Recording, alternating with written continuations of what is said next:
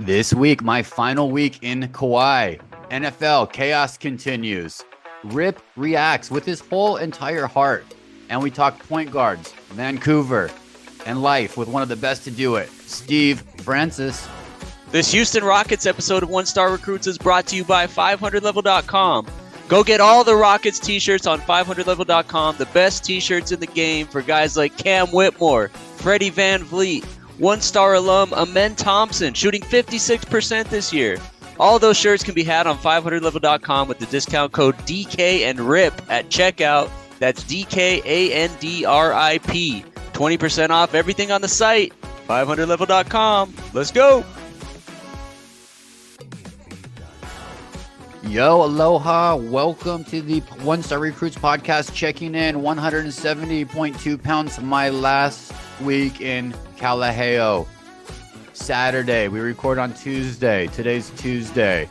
Listeners, I'm going to talk a little bit about the Cavaliers because they play the Celtics on Tuesday night, so it's not going to be a completely evergreen pod. Mark that now. But evergreen for my last Hawaiian podcast from this environment, from this island, on this ranch in the middle of upcountry, southern Kauai, bro. My last week, Rip. A lot of people are excited in my life around me. I go back and forth. There's some signs that tell me, some signs are coming from north, south, east, and west that it's time to move on.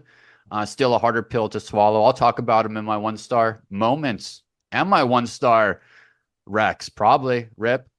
Hawaii special for me. But life goes on. Appreciate that you got out to Hawaii, got to check it out. I'm not leaving Hawaii, Rip. Listeners know, people know, we still have a home in Lahaina on the island of Maui. We're rebuilding. It will take some time. But we are headed out on Saturday to the Bay Area, a little Bay Area time, and then right up to our new home in Oregon. Favorite memory, Rip, of Hawaii while we're here?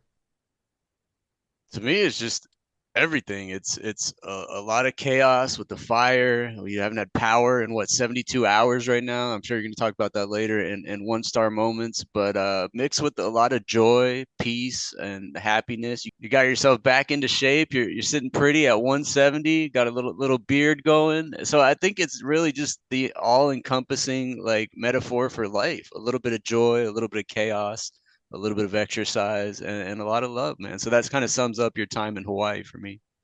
It's a nice summation. I mean, I'm still sending you pics. Yesterday, you got a picture of a double rainbow. It doesn't cease to amaze me every single day here, but the time has come. The adventure, I would have never guessed when we started this podcast, when we were in my garage in Costa Mesa, California, I would have never thought the world would have picked me up and threw me around in this area. And that's kind of the beauty of life when you sit back and just follow the ride, and it's going to continue.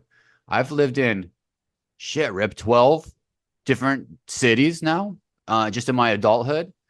Maybe time to settle in the future, but also the way the world's interacting and working and how everything moves. You don't necessarily have to live in one place and work for your corporate company in that town that you live in and all that. There's some benefits to it, especially raising a family, that generational help of people and folks in your kids' lives. But that concept is changing a little bit, man. It's going to be a wild ride for the Nopses. Stay tuned for my rec, my one-star rec, because it's going to tell a little sign of what my future might have in store after Oregon, Rip. So stay tuned. I'm excited for that. And one thing that's going to change as well is we're no longer going to be the top podcast in Hawaii like we have been the last 3 years, because you're going to be moving to the 503, the 541 up there. We're going to have to, I don't know who's number one in Oregon right now, but they better watch out, DK. The one stars are coming for them. Yeah, we're coming. The Trailblazers podcast or a Patagonia vest review podcast. It's probably top dog up there. We'll see when we get out there. Pickleball pod, probably. Not playing pickleball, but still could, man. Definitely looks like he could still ball. You mentioned Lifetime Fitness if he's wearing the baggy shorts or the short shorts. Whatever he's rocking nowadays, dude can still ball. I'm sure he can pickleball with the best of them. Steve Francis, man, the franchise. Got him coming up here on the pod in a couple minutes.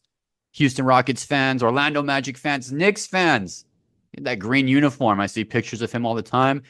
Even 2010 little Beijing Ducks run. Great guest, though, man. Really excited to share this one because He is so cool.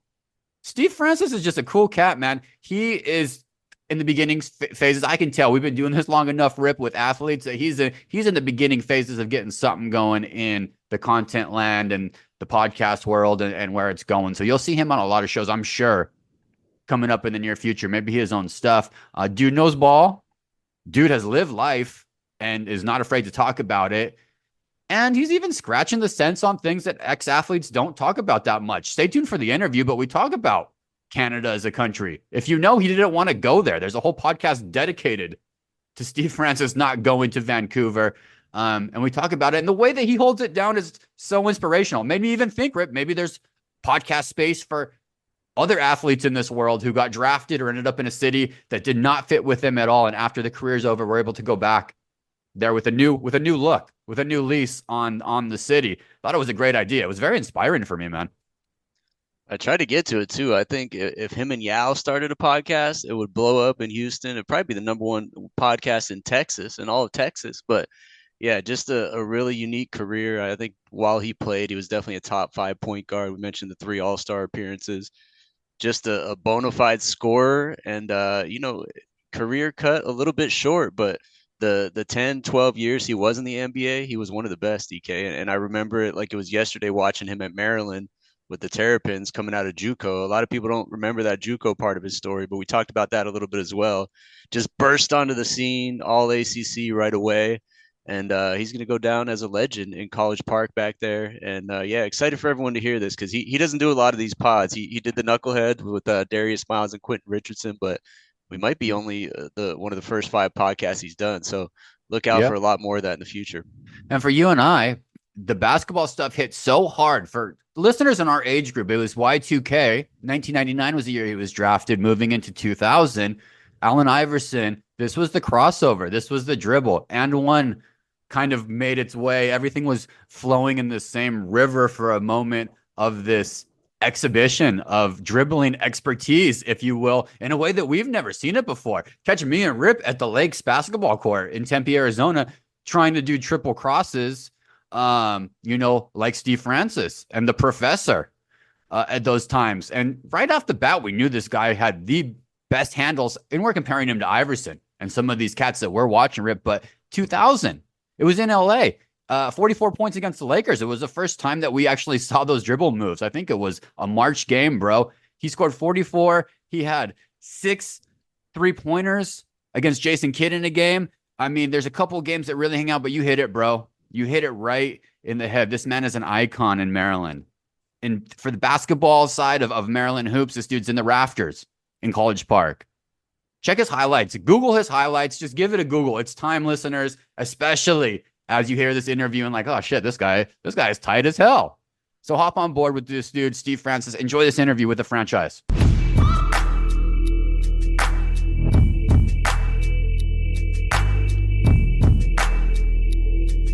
Now joining the One Star Recruits podcast, we have a father, a native of Tacoma Park, Maryland, a 3-time retired NBA All-Star, pound for pound, one of the best point guards to ever lace them up. Steve Francis is on with the One Star Recruits. Thanks for hopping on, Steve. Thanks, guys. And don't forget Tacoma, T-A-K, not T-A-C like the state Washington, T-A-K-O-M-A. Let them know. We're going to talk about it. I want to start off, though, because I was watching some games last night, and I see these young guys in the NBA wearing kind of like the tight, short shorts. But we all on this podcast, we all come from the era of the super baggy NBA shorts. You're an icon of the look, especially with those sweet rocket shorts you used to have on. You look now and you see them a little tighter. Trey Mann of the Hornets is single-handedly bringing back the giant shorts. When you pull up to Lifetime Fitness to get up some shots, are you going baggy or shorter shorts? Are you still rocking the baggy shorts? So my son, they're wearing those shorts, and I'm just like, hey, let's go. We go to the gym. And he's like, Dad, what are you doing with those shorts on? And I'm just looking at him like, what are you talking about? And then, you see the era of these young kids walking, with the Stocktons on like they're normal. And it's wild. Yeah, I did get a chance to look at the kid from Charlotte this morning. I seen, that he's representing the early 2000 look. And I guess he's feeling comfortable and he's playing like it also. He's playing like it. SGA too. Like he has a little longer shorts. Or who are some of your favorite guards to watch in the NBA these days? I like all of them. Of course, Kyrie is considered a veteran in the league, so you got to keep him on, one A on that side. But all of these guards are so talented with so many different packets of dribbling moves, and the way that they use their steps nowadays that they're being taught, and you can tell it comes from just individual working out. But a lot of the moves are surprising me now. These kids are doing. Yeah, for sure. How you digesting your hoops nowadays? Are you are you an NBA? Are you watch your hometown squad? Are you watching a little college? Are you an NBA ticket guy like us? Me and Rip are a little obsessive. How you taking in your NBA I'm basketball? all around. I'm watching women's college. I got some younger kids from my neighborhood in women's basketball. So I'm all around.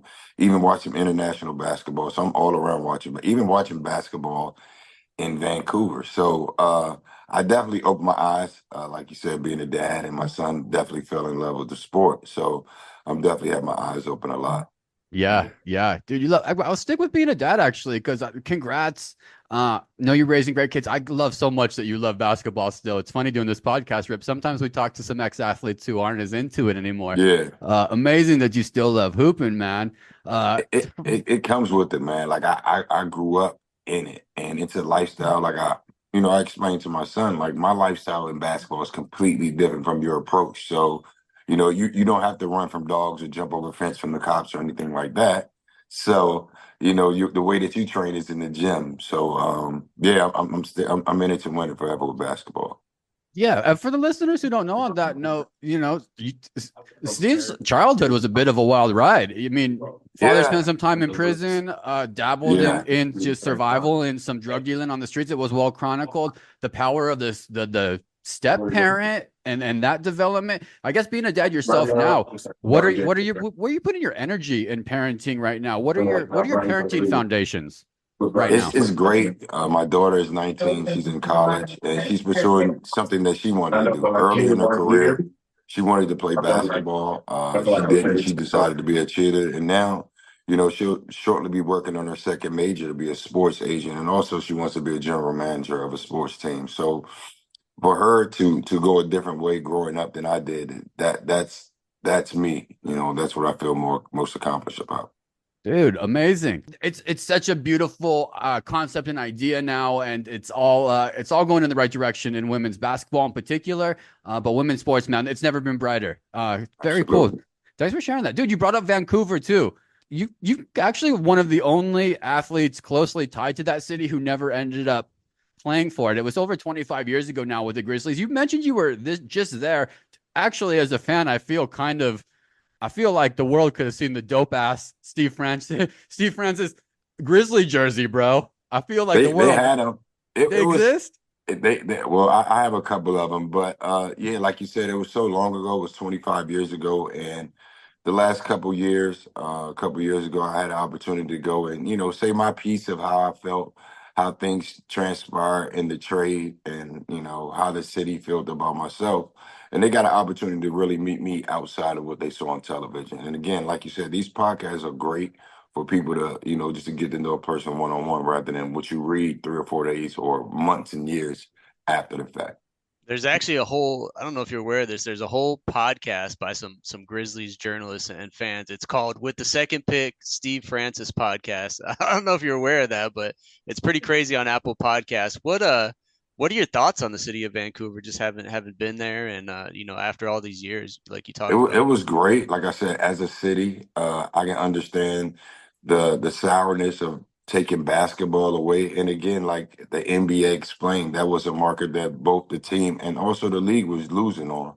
And I wasn't just the only player that didn't want to go. They just publicized it more because I was the second pick. But the reasoning behind me, wanting to have the basketball in my hand, as you see throughout my career, it panned out that being a point guard is what I always wanted to do. And like I explained, me coming into the NBA trying to check Eddie Jones and Kobe Bryant at the two guard with Mike Bibby, it wouldn't have been a nice look. And as young players, you need to develop confidence somewhere. And I'm an offensive player. So it would have been hard for me to, try to spend my time on defense at a young career.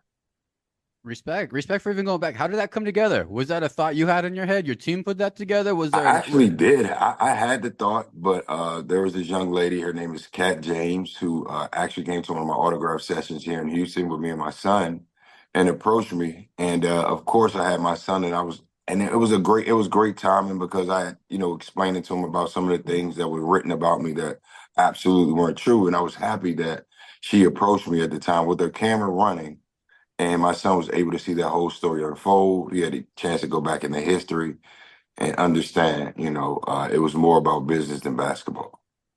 Dude, excellent. A+, 5-star parent rip right here going on. 5-star homie and friend, I'm sure, as well. Some of the most elite basketball players and human beings you played with. I'm like, just Yao, Katino Mobley, just to name a few. I'm not going to do the whole list. 20 years later, though, just for relationships, Rip and I, friendships in general, kind of hard, a little bit harder to maintain and to hold down. You still keep in touch with those guys? And if so, the ones that work, how does that work as a 40-year-old now maintaining male relationships? I think, and I'm glad you touched on that. I think a lot of people, kind of in our era, in my era, we were in the post Michael Jordan era where everybody had to try to make an image for themselves post the NBA lockout back in 1999, 98. So the brotherhood started early for me. And back then, a lot of people came from the urban area. I don't think in the NBA now you have too many urban kids who have so many problems getting to college or high school like we had. So the camaraderie of the inner city kid was in pretty much every basketball team in those days. And I think you see a lot of guys from my era or even before who still relate to some of the friends that they play basketball with professionally. Yeah, exactly. It was a different era too, and it's tough as we get a little bit older. And I think just doing that reach out things like you though, getting your kids involved, going back to places you play. Maybe you dap up old GMs you saw, old friends along the way, and I think it's a good way to go about showing kids the world, getting things going. Tacoma Park, Maryland. You mentioned it with a K. Yeah. Dude, let's talk about a little bit. We do a little thing on this podcast where we do how Tacoma Park are you? Our producer Winston, sometimes he's successful, sometimes he completely misses on these. Keep that in mind. But it's pretty good, man. I have a feeling you're going to go 3 for 3. So let's roll with it. Here we go, man. How Tacoma Park is Steve Francis. Let's hit this first one here, Rip. All right. There's a rooster that roamed Tacoma Park in the 1990s. Very famous. He got killed in a hit and run. There was a sculpture put up on Laurel Avenue. What's the name of the rooster? The Bunny Man? This could be Winston being wrong. We have Roscoe. Does Roscoe ring a bell? Not at all. Not at all. Could be Bunny. This could be our bet. I told you we miss on these sometimes. Yeah. Second one. 2013, Tacoma Park became the first city in the United States to extend voting to the rights of teenagers in city elections. What's the minimum age now of voting in Tacoma Park, Steve? 17. 17. Yeah, close. 17. 16. Get out there and vote, kids. Get that right. going. Well, you know what? I told him this year I wasn't going to run. So maybe, yeah. So I told him I wasn't going to run for mayor this year. So yeah. No, it's we'll coming. Yeah. We're going to clip that one. 16-year-olds, get ready to vote for your favorite basketball player, man. Third one. This is more generic, but we got to give it love. And I'm curious because we have you here. 3 best hoopers that have came out of the DMV in your opinion. Top 3. Grant Hill, Elgin Baylor, Walt Williams. The Wizard. Double. Yeah, Walt Williams right there. Walt Williams, Elgin Baylor, and Grant Hill. That's Walt a good Williams, 3. great name, man. I love that. Thank you, Rip. Pass it over to you, Rip. Let's hit him with the 1 to 5 stars. I was gonna say there's a tall guy on the Phoenix Suns that might have somewhere in that conversation right now. KD, he's DMV, right? Yeah, he's in the top 5. Yeah. I can throw myself and him in that top 5. That wouldn't hurt. That's a But nice those 5 3 right there, they're in stone, I think. I like that. All right. We end every interview with the segment we call 1 star to 5 star. We mentioned off the top we're 1 stars, but we're trying to get a little better each show with advice and tips from every guest we have on, like yourself. So just to close it out, I got 3 questions that run the gamut on a 1 to 5 star scale here. You're a huge JUCO hoops success story. As junior college pretty much kind of saved your hoops career in the late 90s. You played a year at San Jacinto and then a year at Allegheny College in Maryland. Went to 2 national junior college tournaments. Right now, as we speak, probably some of them listen to the show. There's thousands of hoopers across the country playing JUCO for one reason or another. For them, it might seem like success is a long way away from where they're at right now. So what's some 5-star advice you can give those players from your experience coming up through JUCO that might motivate them to keep them going? One of the things is you chose that place and that place chose you. Everybody has dreams of playing Division I basketball. Everybody has dreams of making it professionally. Before me, you had Larry Johnson, Moochie Norris, Walter Berry, Sam Cassell. There, list and list of on and on.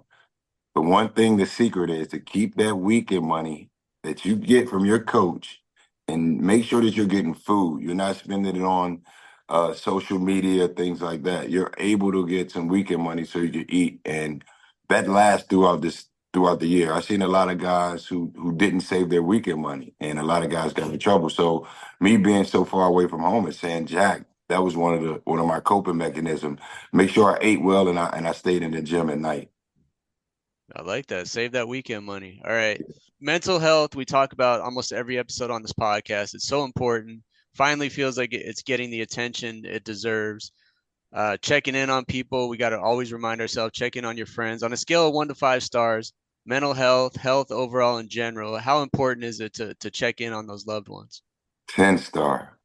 It's a lot that's going on within the basketball in the whole sports world. Like I was speaking on earlier, even the female basketball players, even with their pay discrepancies, those things are all things that revolve around the sport of basketball. But the mental health aspect, and everybody say the word mental health, like somebody could have lost a loved one. That's something that someone's breaking down, and that can be considered mental health. So yeah, check in on your friends as much as possible because you never know.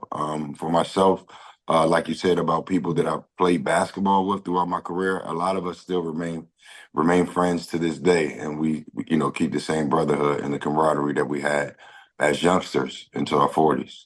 Speaking of those, some of those friends, like how often are you corresponding with guys like Yao and Cap Mobley and those guys? You got like an every week text chain with those guys? Anything on social media, I laugh at. So sometimes my response might be like, what is he talking about? So, like I said, with brotherhood, there's so many words, people wouldn't even know what you're talking about. So sometimes on social media, and we'll call each other here and there, but I definitely keep in contact with a lot of my former teammates. I love that. All right, last one. We got to close it out with one for the Maryland Hoops fans. Sure. Juan Dixon, Steve Blake, Lonnie Baxter, yourself. The list of Terrapins legends goes on, and Gary Williams was really the architect of that. The Xfinity Center is always rocking for those home games in College Park. What is it about Maryland basketball that just makes it such a different atmosphere with those fans and rocking when the things are going good there? I think the history for me, I have the actual first black versus white basketball game that was played at Coldfield House. That was one of the interesting things for me when I walked into University of Maryland, to understand the history of Maryland basketball, to understand that's where the first integrated basketball game, Final Four, was played. And growing up in there, you always heard the legacy of Lenny Elmore. It's a lot of deep history of people who not only successful on the court. Connie Chung went to our school also. Sylvester Stallone. So all of these people went to University of Maryland. So it's an aura that's unmatched to people in the DMV era. I think, and you grew up in it, like you said, and just still being part of that legacy is so important for folks back in the DMV. Listeners, you can go follow Steve at Steve_franchise3 on Instagram. Hey, you're a legend in the game. We grew up right alongside watching you. We're glad you're sharing your knowledge and wisdom with other people. I see you getting out there a lot more. I think it's important, and we wish you the best of luck in everything, Steve. Thank you again for coming on with the One Star Recruits. Appreciate it. Can't wait till next time we shake it up. DK, the most hidden part of that interview to me, the hidden gem, the diamond in the rough in that interview, Steve mentioned that he has a couple of Vancouver Grizzlies Steve Francis jerseys. How many of those do you think exist in the entire world, and how do we get our hands on one? That would be, if you rock that out anywhere, probably but the city of Vancouver, you would get so many props from 40-year-old men. Oh, for sure. Yeah, I mentioned it. Yeah, that's cool. He said that. He's got a couple. I'm sure this day and age, these companies recreate them and do them, but those have those final late 90s, early 2000s. But he never even played a game for the Grizz, and there's a handful of those jerseys out there. They're fresh. They're out there, man. Yeah, those are nice. That would be an awesome one to get your hands on. There's a podcast in Vancouver. We got to get him on there, and maybe they can do a jersey exchange and continue this Vancouver, Houston, Maryland love that Steve's going with his dude. He's a messenger for the people, man. Sending nothing but love. That was a dope interview, Rip. I really liked it. A little bit surprised, to be honest with you, the direction it went, and I wanted more. So we'll get Steve back on. We'll talk hoops with him in the future.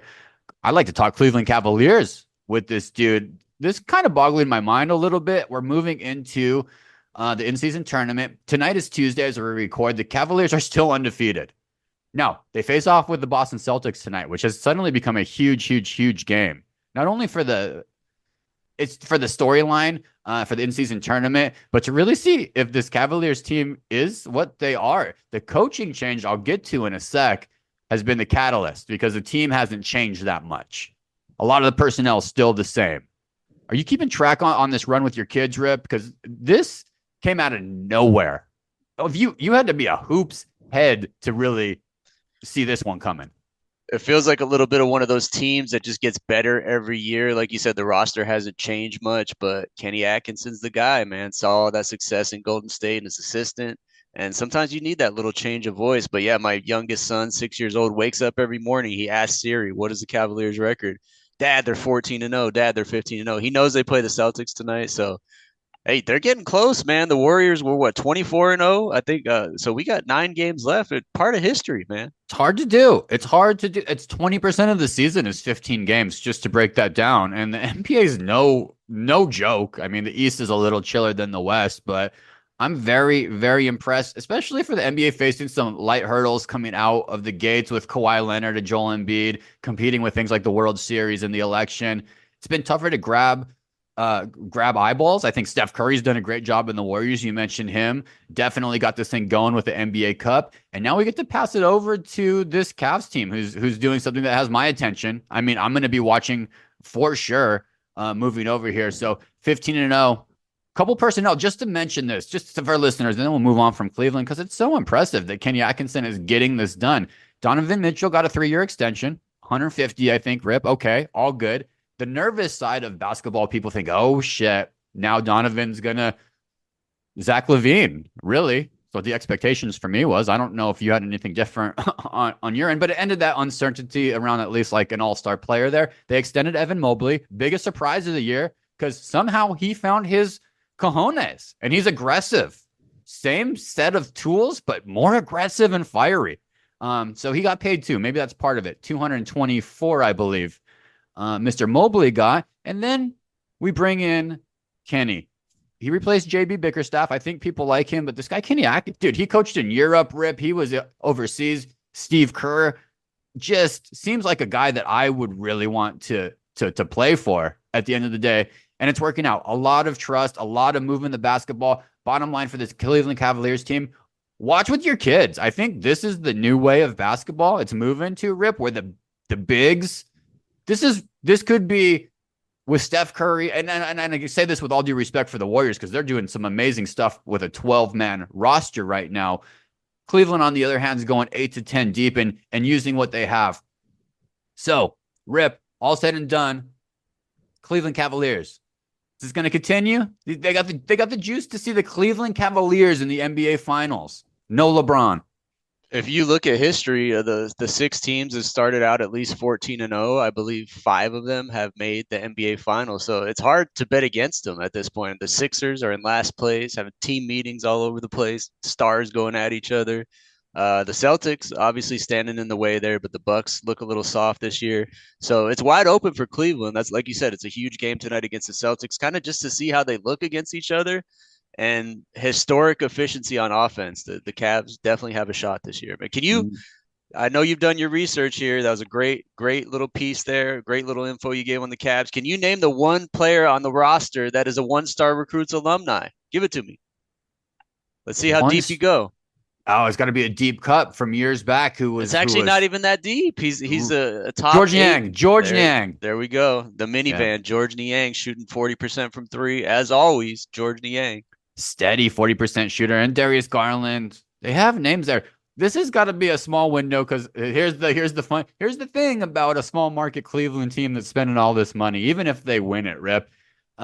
This second apron salary cap's gonna get them. I think they're at $500 million payroll next year, well above the second apron. They're not going to pay that crazy tax, so that's going to hamper their long-term success, to say the least. Cleveland fans, enjoy this while it lasts. Okay, just enjoy this situation. 1-star moments of the week, Rip. What's your 1-star moment? I got one. Mine's not going to be as good as yours, I know, because you've had a crazy week, but we have old plumbing in our shower in our house here, built in 1949, DK, out in Long Beach, California. 2 times per year, I got to go down. The drain clogs up a little bit, and it's either call the plumber, spend $150 to get it snaked, or else I go down there, I get dirty, I pull out a bunch of hair. I don't have hair. My wife's hair, all this, the kids' hair, all this stuff. It just gets clumped up in the bottom. Very gross, very 1-star. But this time I went to do it late last week, like I always do. I've done it 10 times. And unfortunately, the mechanism I use, which is just basically a straightened out hanger, it's very 1-star DIY plumbing stuff, not for me. I accidentally pushed this huge hairball down further and made the situation worse. So I had a very 1-star moment with that. I had to call the plumber, but I redeemed myself because before the plumber came out, I said, "Hey, let me just try to plunge this thing and see how it works out." So I got the plunger out, took like 5 plunges, and it cleared that thing up. So I have no idea what goes on down underneath the shower, but there's a massive hairball that I pushed down further, and the plunger must have moved it. I don't know what happened, but the shower's working fine now. So 1-star turned into 5-star for me. All right. Well, a couple questions for the listeners so that they can utilize this in their lives if needed. What was your plunging position? Did you go 1 foot up? Did you have leverage? Were you just going straight back over two-handed? Were you going double pump, single pump? What was your technique that was successful in the plunge? It was desperation mode because the shower was clogged at that point. There was no water draining. So I was like, let me give it a last ditch effort.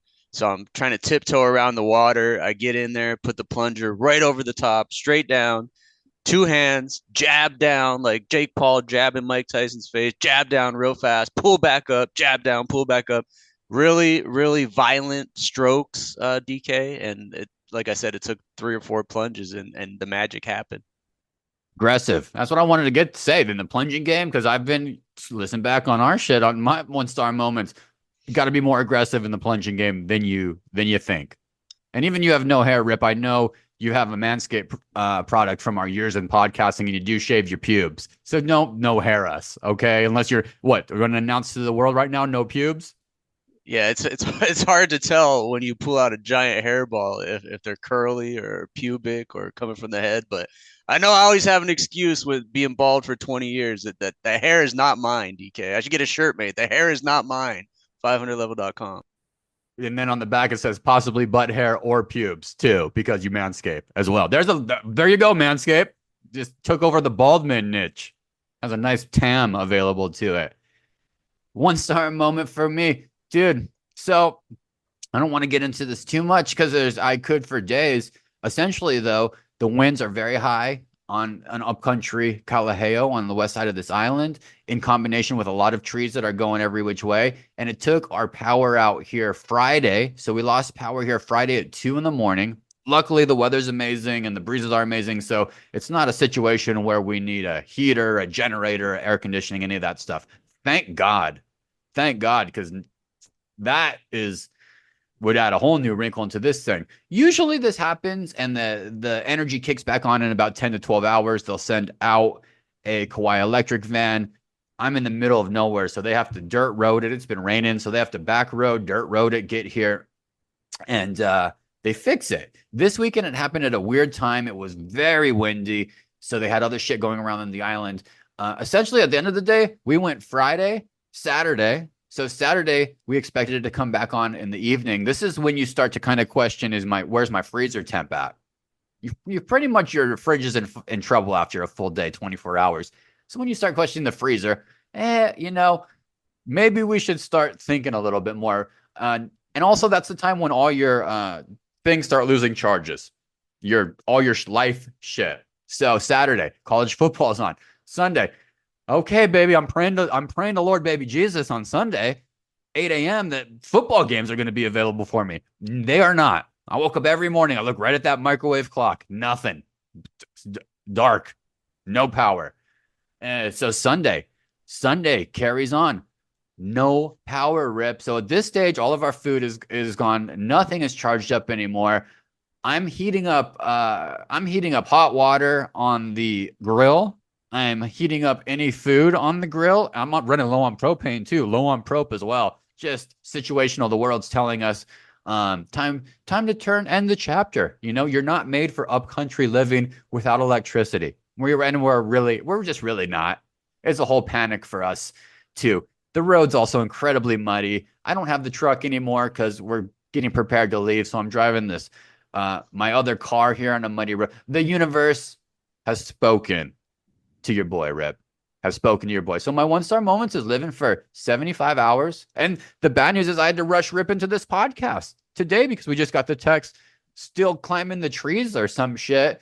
Power's going off at 10:30. Hopefully it'll be on at the end of the day. So it is what it is. A rush to do a load of laundry, a rush to cook whatever food that we can here, and then I don't have any more food left in the fridge. I'm working off of some chili crunch, some mayonnaise, and a little bit of. I'm still holding on to these egg white bites that I don't know if went bad or not. They got to get thrown though. Been quite the nightmare though with no electricity. If you've ever been through it, I think you get it. It's fine for 24 hours. Once you pass that 24-hour gauge and you're not camping though, really bad, man.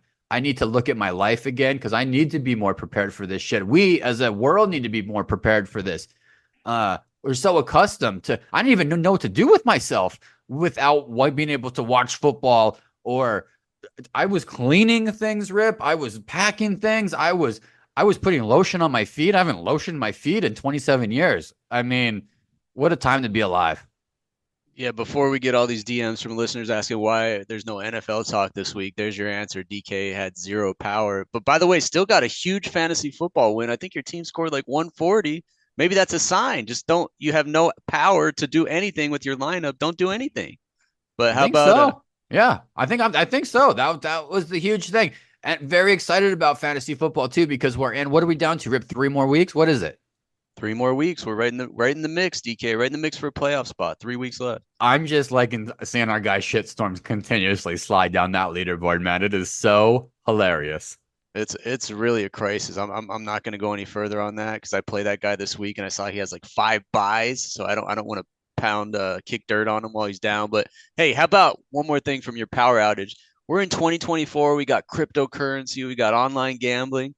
But the first thing you do when you wake up is check the microwave clock. How about that? That's so old school, but I do the same thing. Every daylight saving switch, I do the same thing. It's incredible that's my North Star, man. That microwave clock. If that thing's on, all is right in the world. That's my check. I'm a 1981 represent.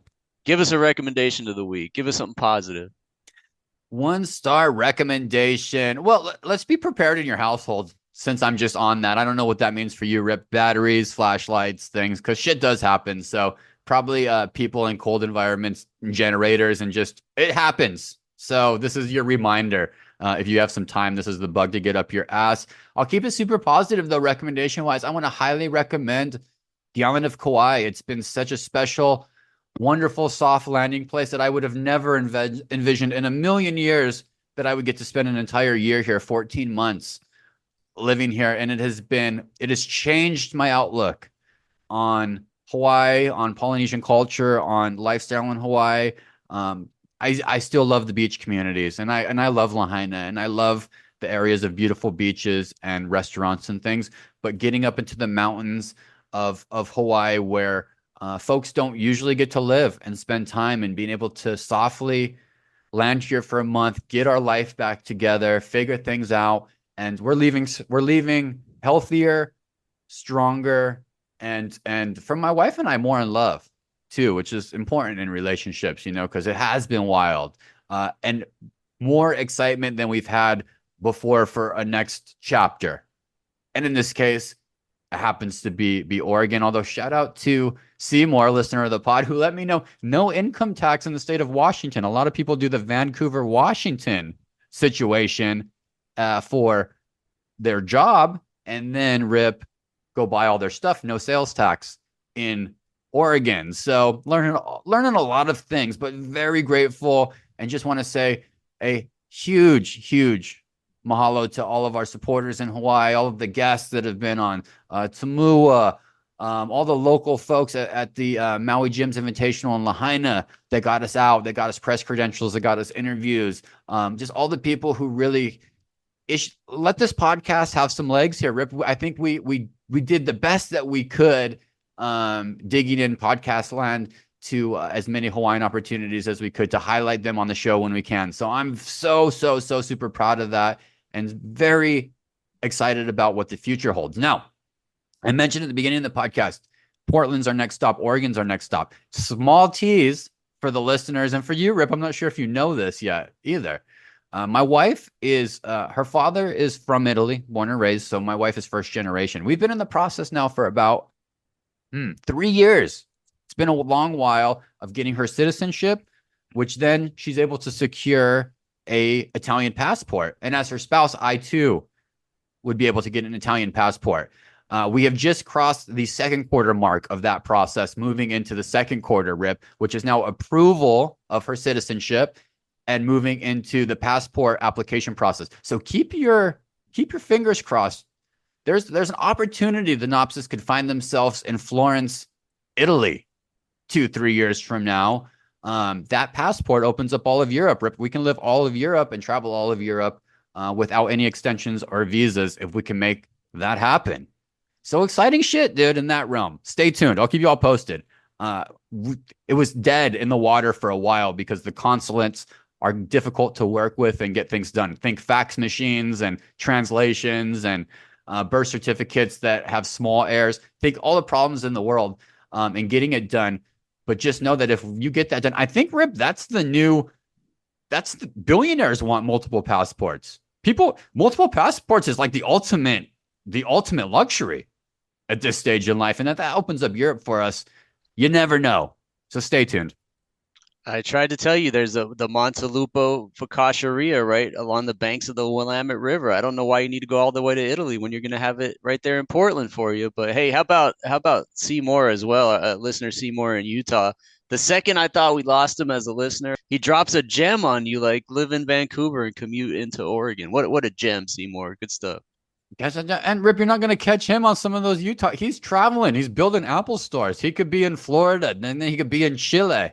Literally, he could be building a house in Chile, okay, Rip, or in Scotland, just working on an IKEA. Our listeners, man, dynamic human beings. Give me your wreck of the week, Rip. I got a good one, DK. I feel really strongly about this one, and it came from another listener, Sig in Monrovia. Probably 6 to 8 months ago, I was looking for a way to watch a Diamondbacks game, and it wasn't on. I don't have Peacock or whatever the hell it was on, and Sig drops this website. It's called The TV App. It's thetvApp.to. Possibly overseas, offshore, very illegal, but I've had it on my phone for months now. Hasn't caused me any issues. And it's a perfect way to watch any NBA, NHL, NFL, MLB, NCAA, pay-per-view, anything for absolutely free. I think you get like a 15-second ad. It's amazing, DK. I usually don't mess with these things or go down that road, but ever since he turned me on to that, I've been watching almost every Phoenix Suns game this season, watch a couple D-backs games. It hasn't failed me. There's no buffering like you experienced with Netflix during the Jake Paul, Mike Tyson fight this weekend. It's amazing. So it's the TV app, thetvApp.to. Everybody get it up on your Safari browser on your phone. It's good stuff, DK. Get it up. Just while you're at that, Rip, just copy and paste your social security number, your birth certificate, all your information, right to the dark web too. Just send it right over. Your VPN number, your internet access code, your passwords. Send it all over, Rip. Just give it to him. Just let him have it. Here you go. Done and done. Done and done. Here you go, Russia. Take all my shit. I'm watching Nurkic get a game-winning rebound down in Phoenix. Take my shit. Rips Reacts. Hit the music. Jake Paul, Mike Tyson. We're not even. I don't want to talk about it. It was sad. It was sad. It was sad to watch. I'm glad they both made money. I wasted my time. I should have bet on Jake Paul. But the overall feeling was this is not even a car accident. This is a little depressing and elderly abuse, sad to watch. But kudos to Netflix. And that's my question, Rip. We have Christmas Day game coming up. Ravens and Texans live on Netflix. This is their first NFL football soiree. They're going balls out. Beyonce is the halftime performer. That Christmas business, they're trying to capture it, bro. Clearly, Netflix is moving away from like a ton of D-level content, and they're starting to play with the big boys over here. So, Rip, what do you want more from Netflix, and what do you want less from Netflix? They are clearly taking over the top dogs in the game. They're the top dogs. When I have a reminder set in my Google Calendar that the next version of Squid Game comes out December 26th, DK, you know it's for real. You know I need Netflix. So December 25th, between the NFL games and the Squid Game debut, I'm gonna be all over Netflix. They're A+ in content. Their stock is flying all the time, and yeah, I want more. And I'm gonna be watching it all the time. Rip's in. Holy shit, Rip. Look at, there's not even a bad thing to say about it. You're completely happy. I think their content is terrible. Terrible. I think people spend more time looking for something to watch than actually finding something to watch. Tell me if I'm wrong, listeners. Hit me up. I think it's shit. Half your recommendations of the week are Netflix shows, man. They are not, Rip. Don't do that to me. You look it back. I have only recommended Dave Chang Live, a live cooking show, first of its kind. Oh yeah, you're a Peacock guy. You've always been a Peacock guy. I'm not a Peacock guy. I'm not a Peacocker. I'm a good televisioner. I'm a good television watcher, and Netflix is not it. It's funny that HBO is the shitting a block of the whole thing after it's all said and done. People are like, nah, no, I would never do a show on HBO. That's the shit. Remember like how easy the power fall. Moving so fast, bro. It's crazy. But all good for Netflix. I was happy to have that Jake Paul Mike Tyson fight for. It's not free because we pay whatever we pay. Be wary though, listeners. Rip, be wary. I know you're excited right now. This is all going to come home to pay the piper. And at the end of the day, 2025 and 2026, you will see your Netflix prices go up. My gut feeling says it's going to get to $50 a month. Well, my mother-in-law will get that bill because we're using the password off her. So that's still a you Netflix dirty thing, dog. my man. And you dirty double. That'll change as soon as she's seen double down there. Double down on that too. Maybe not. You go Netflix. Get that stock. Dude, the Astros. So speaking of Houston, the Astros have agreed to a 15-year stadium rights deal with a Japanese HVAC company. So the new stadium in Houston, home of the Rockets, Daikin Park. I mean, I'm thinking of some wordplay. I don't even have anything right now except for the obvious in the first part of that name. So that's too easy. I don't know if you got a better wordplay in front of you, Rip, you want to drop it there. In the meantime, what's your favorite corporate stadium name that has actually worked or working or is currently working? Man, probably the Chase Center in San Francisco, just because it flows off the tongue. It could be someone's last name, Jamar Chase. My 6-year-old doesn't know if it's named after Jamar Chase or Chase Bank. So super easy, very non-corporate-y, but still corporate. And they're still bringing in like $30 million a year from it. So I got to go simple and go with Chase Center. That's pretty tight. I like it that your kid still asks if that's Jamar Chase or Chase Bank. God, the kids are good, man. That is how it should be. Just name it after. Let the kids name it. Yeah, they all suck, man. For me, I'm thinking. I wanted to think of maybe something in the Premier League or Staples Center, I suppose. We'll give it to him. I really liked the Purple Palace. Never had a corporate name, but then we switched over to America West Arena, right, Rip? Was that it? Yeah, America West Arena, Talking Stick Resort Arena, currently Footprint Center. All it can never be confused with someone's last name, basically, is my point. No one's confusing Desert Financial Arena with someone's last name. So Chase Center for me, because it's very simple. Yeah, it's all not working. We're gonna have to break that code. We'll do a podcast here with some brainstorming in that realm in the pros. I like that though. Jamar Chase. Maybe you have the best okay, my brain's going, Rip. Not bad at all. Last one, Colorado Buffaloes has shared a new cover letter for all incoming athletes. Going hard again. Deion's not out of Colorado yet. He has a plan. Bowl games coming. He's thinking off season. Rip, you wrapped up your little league coaching career. Congratulations. 10-0. I saw you were wearing a suit. You looked very good. Probably embarrassed your kids. Also noticed that all your athletes and children look like baseball players. You gotta, like, I thought you were dealing with the Bernstein Bears, and you have, like, they look like a little league baseball team. They probably wear the big Oakley glasses, and they have cool haircuts and put the stuff on their face. Very impressed, Rip, of the athletes that you have on your squad. But congratulations, your little league coaching rookie year is over. What are your off-season recruiting goals? Rip, are you going to utilize your batting cage? You going to try to get some better kids on your team? Yeah, I'm glad you asked, because there's no off season, even in Little League. It's 24/7, 365. I was up till 3 in the morning the other night thinking about the off season plans, and I told my youngest son, December 1st, the pitching machine comes out. We're doing every day in the batting cage. And other than that, it's just it's interesting because it'll be my first. I don't know if you're aware of this, DK. There's an actual draft of 7-year-olds for minor B. That's how they balance the teams. You have it's basically a fantasy football draft, but you're drafting human 7-year-olds to be on a real live Little League team. So it's going to be interesting. It's going to be my first one. And to me, like, you can't be too prepared to go into those things. So I've been watching games. I've been scouting players. It's very sad and very eye-opening that you have to do all this research for a 7 and 8-year-old Little League team. But that's what it's come down to. So I'll let everyone know how the draft goes. I believe it's going to be January 18th. But to me, it's just being organized and prepared and trying to build a team around the kind of kids you want. Finish with some coach speak. In the meantime, I see all the loopholes, and I would like you to look into them. December 1st is a good start date. What needs to happen is you need to get your oldest probably on inviting the best kids on the other teams for the draft to get over to the batting cage so we can get a closer look. You might be able to spot out some things early that might affect the draft.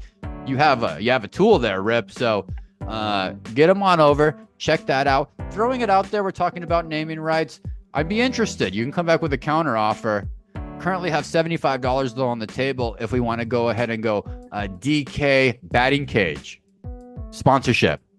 The answer is no for the batting cage, but the answer is if we don't get another sponsor for our uniform, we might see a One-Star Recruits patch on that uniform jersey. I'm going to set you back $300. Who do I look like? Dan Gilbert? 300 is too rich for my blood. Here's what I encourage you to think about with your children when you're chilling watching some sports this evening. I want you to say, hey, I talked to DK.